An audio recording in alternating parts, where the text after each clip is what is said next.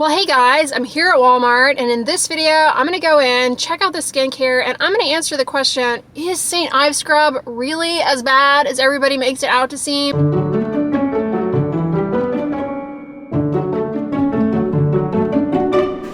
Alright, you guys, Walmart has seriously gotten in a ton of new skincare. This brand Bubble, Slam Dunk.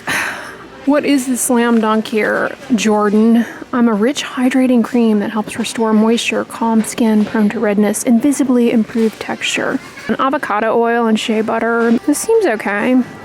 $14.98, vegan and cruelty free. Fresh Start gel cleanser. I like a good gel cleanser. This packaging is eye-pleasing. This has lavender water in it. Just going to give it a scent, as well as spearmint. But otherwise, oh, caffeine, that's an antioxidant, can be helpful for redness. To what extent it's useful, however, in a cleanser, I'm not entirely sure.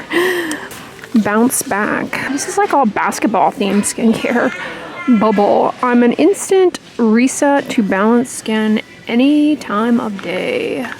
Now, be careful, linalool, that's a fragrance ingredient that can aggravate melasma and hyperpigmentation. Some of these fragrance compounds, like citronellol and geraniol, they have vasodilatory effects in the skin, which can really actually drive worsening hyperpigmentation, especially in people with deeper skin tones. Ew, what is this? 1 of 1 Level Out Balancing Treatment Mist. Dang, the mists are still... Gorillas in the mist. Yeah, citronellol, that's the fragrance ingredient that can aggravate melasma. Pineapple fruit extract. I don't know, this just seems like a fragrancy mist. Face balm. Is that like face palm cleansing duo? Is this like a cleansing oil? Kind of seems that way. Sunflower seed oil. Shea butter. What is this promising aside from no animal testing? Yeah, it's a cleansing balm. Oh, I might need to try this out. You guys know I love cleansing balms. Add to cart. I didn't snag one of their carts though when I came in because comment below. Are you like me? I cannot stand the Walmart shopping carts. They're like a massive RV and they're always like sticky in terms of the wheel. It makes them difficult to push around. Plus this aisle gets very congested. I come here a lot, as you guys know. Oh, Skin Proud Detox Tonic, 5% lactic acid and glycolic acid. So those ingredients are alpha hydroxy acids. They're helpful for smoothing out skin texture, improving moisture retention in the skin, and they can gently exfoliate, although they can be irritating. Oh, this packaging is hard to read. It does have fragrance in it, which in a product like this where you're exfoliating can generate some irritation. Fragrance is just not a good idea in a product like that for that reason, because it's co-sensitive. You know, fragrance compounds are co-sensitizing. They increase the chance that you'll develop an allergy to something, and when you're actively exfoliating the skin, that's just not a good thing. You're increasing penetration of those ingredients. This exfoliating white clay. You know, clay is good in skincare products for masks for people with oily skin because it can help remove some surface oil from the skin as well as from within the pore, helping to reduce shine and may help in controlling breakouts. But there are many clay masks on the market. You have kaolin clay, illite, bentonite. There's some expensive skincare brand that kind of looks like this. Sea kelp hyaluronic acid bouncy sleep mask. All right, what does this have in it? You know, it kind of reminds me of that. What's that brand they sell at Sephora that's like avocado and pineapple and I forget what they're called. Similar look. This is a scented moisturizer. Now, kelp extract and algae extract, those are actually really good humectants. And dimethicone is a occlusive silicone that is very lightweight and well tolerated by oily skin. Typically, it feels lightweight, reduces shine, and it allows for good evaporation of sweat too. So if you get overheated, flushed with heavy moisturizers, dimethicone is a good ingredient to select over petrolatum or mineral oil. What is the overnight hydration sleep mask? This is a scented moisturizer with coconut fruit extract and coconut oil. Some people anecdotally report that coconut oil breaks them out, but it has been shown to be helpful for people with eczema. This has shea butter. That's a good moisturizing ingredient.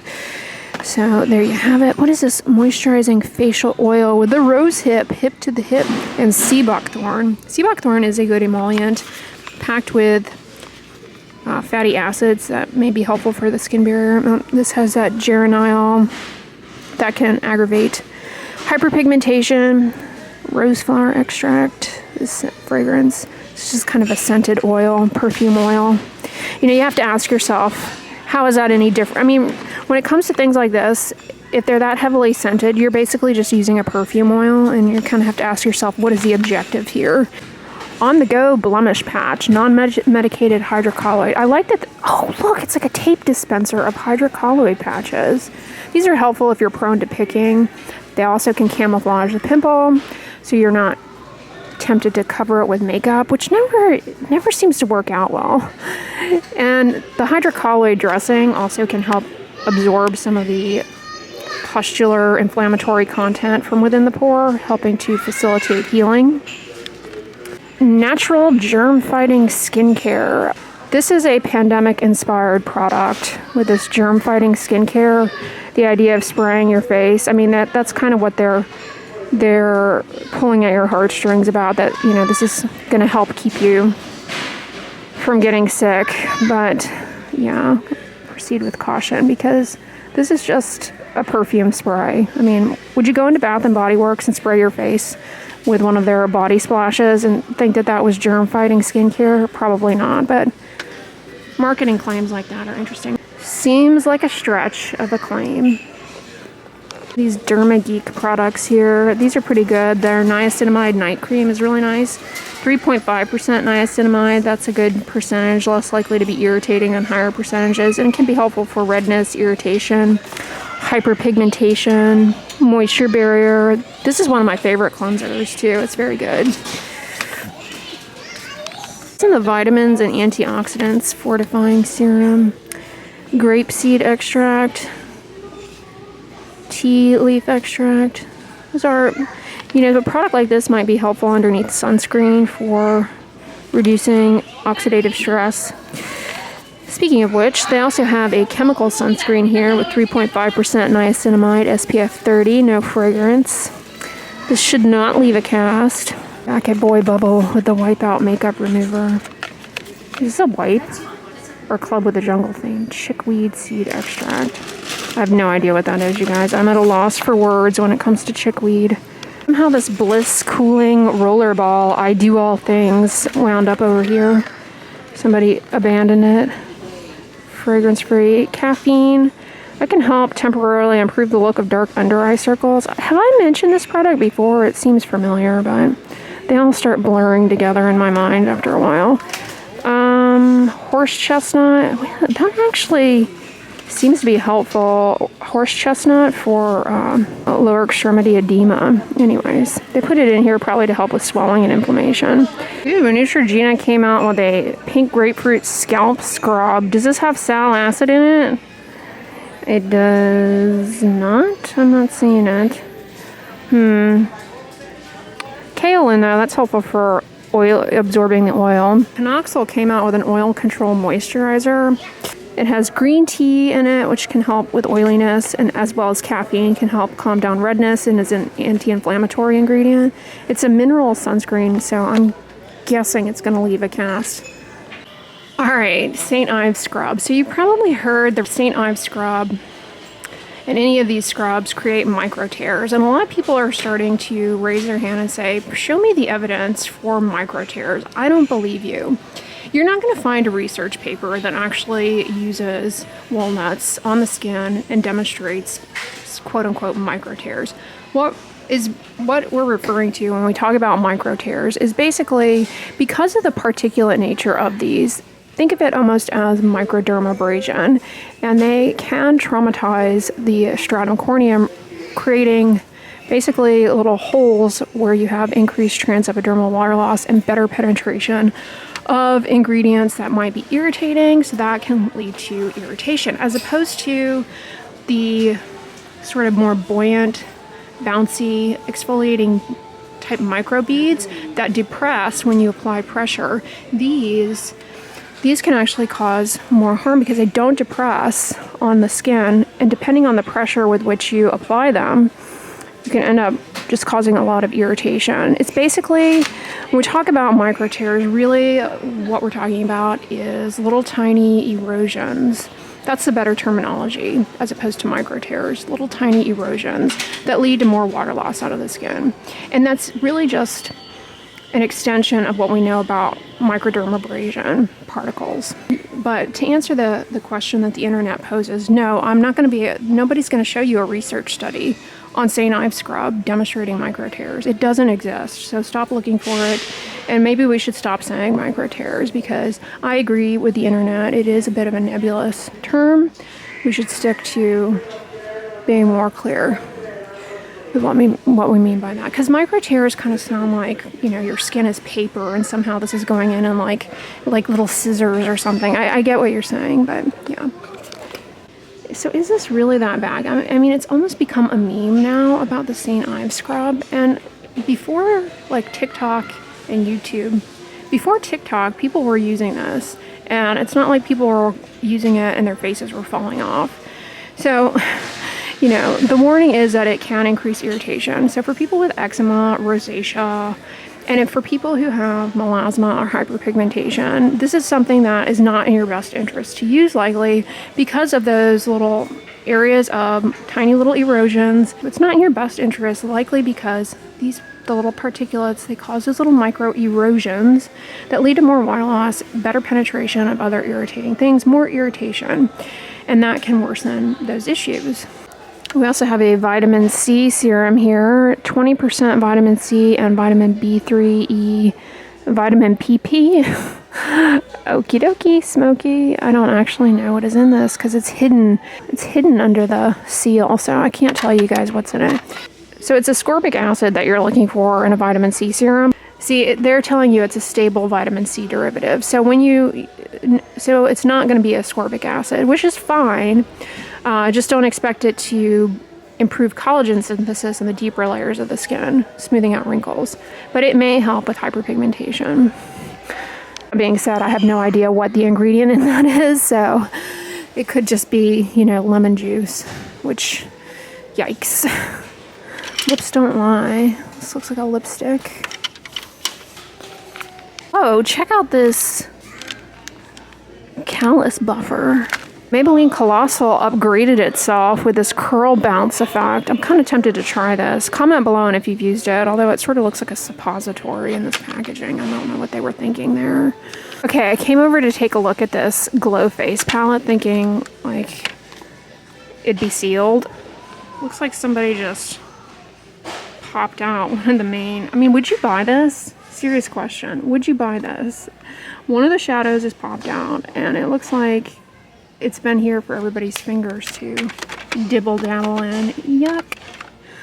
Are they all like that? What's the bronzer palette? Oh, this one. Is that all you're offering for your seal? Is that little piece of cellophane? No, thank you. Grody. Diamond plumper. These just cause a local irritant reaction, quite literally. These cause irritant dermatitis to your lips, and that brings in an inflammatory reaction that results in swelling and a plumping effect. Oh wow, you guys, Neutrogena came out with little encapsulated into one-time use little doohickeys, whatever they're called, bath beads as I like to call them, of their fragrance-free retinol. Cool. If you don't care for the jar packaging, that would be a good option. This is a really good product, by the way.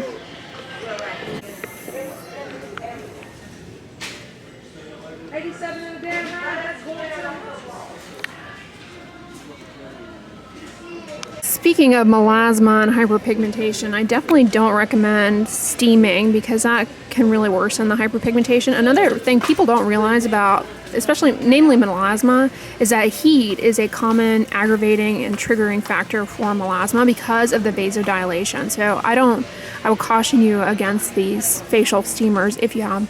This is glow boosting multivitamin toner. It kind of looks like Gatorade. Zinc gluconate, that is a polyhydroxy acid, can gently exfoliate. Now, witch hazel is an astringent, it can calm down redness, but some people it leads to irritation.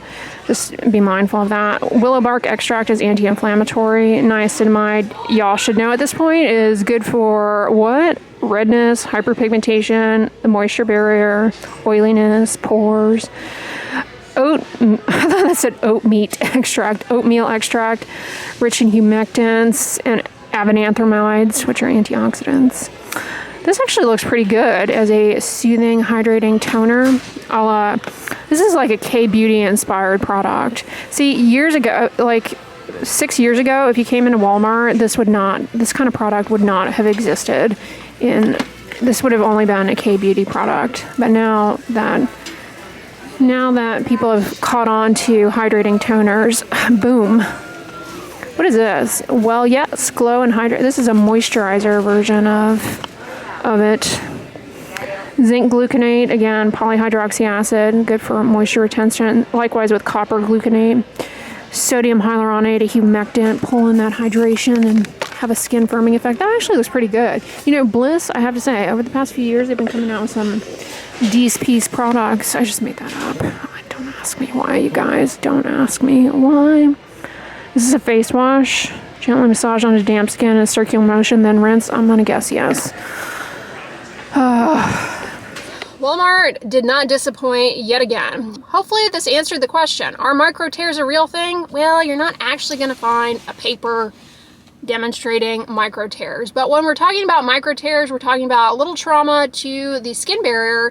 And for people with sensitive skin, rosacea, acne, or hyperpigmentation or melasma, those little areas of skin injury can lead to more water loss out of the skin, more irritation, and worsen their skin condition. So probably not a good idea for those folks. I used to use St. Ives scrub back in the 90s. I think it contributed to some hyperpigmentation on my upper cheeks, that in combination with running outside. So if you like this video on the end slate, there's going to be another shop with me for skincare video, so you can binge on if that is your jam. But if you like this one, give it a thumbs up, share it with your friends, and as always, don't forget, sunscreen and subscribe. I'll talk to you guys tomorrow. Bye!